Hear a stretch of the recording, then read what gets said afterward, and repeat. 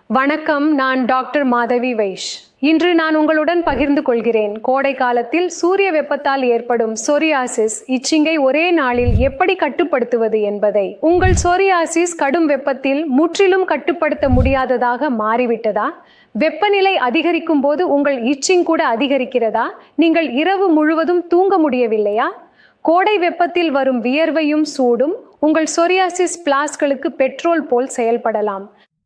ஆனால் இன்று இந்த வீடியோவில் உங்கள் இச்சிங்கை வெறும் 24 மணி நேரத்தில் கட்டுப்படுத்தும் வகையில் ஒரு குளிர்ச்சியான உத்தியை நான் உங்களிடம் பகிர்ந்து கொள்கிறேன்.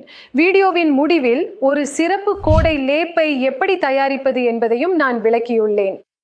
அதனால் கவனமாக கேளுங்கள். முதலில் கோடையில் இச்சிங் ஏன் அதிகரிக்கிறது என்பதை புரிந்து கொள்ளுங்கள். நமக்கு வியர்வை வரும்போது அதில் சோடியம் மற்றும் குளோரைன் இரண்டும் இருக்கின்றன. சோரையாசிஸ் பிளாஸ்கள் உள்ள தோல் ஏற்கனவே உடைந்த நிலையில் இருக்கும். இந்த வியர்வை அந்த பிளாஸ்களில் புகும்போது அங்கு அழற்சி, அதாவது எரிச்சலும் அரிப்பும் தூண்டப்படுகின்றன.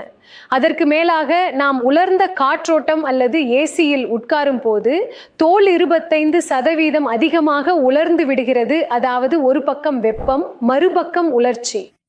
இதுவே சோரியாசிஸ் நோயாளிகளுக்கான மிகப்பெரிய கோடை சிக்கல் விதி. நாம் வீட்டில் வெறும் தண்ணீரில் குளிக்கிறோம், கோடையில் நாம் குளிர்ந்த தண்ணீரில் குளிக்கிறோம். ஆனால் சோரியாசிஸ் நோயாளிகளுக்கு மிக குளிர்ந்த தண்ணீரும் தீங்கு விளைவிக்கும். இது உங்கள் தோலை இன்னும் அதிகமாக உலரச் செய்யும். நீங்கள் வெறும் லியூக் வார்ம் வாட்டர், அதாவது லேசான சூடான தண்ணீரை மட்டும் பயன்படுத்த வேண்டும்.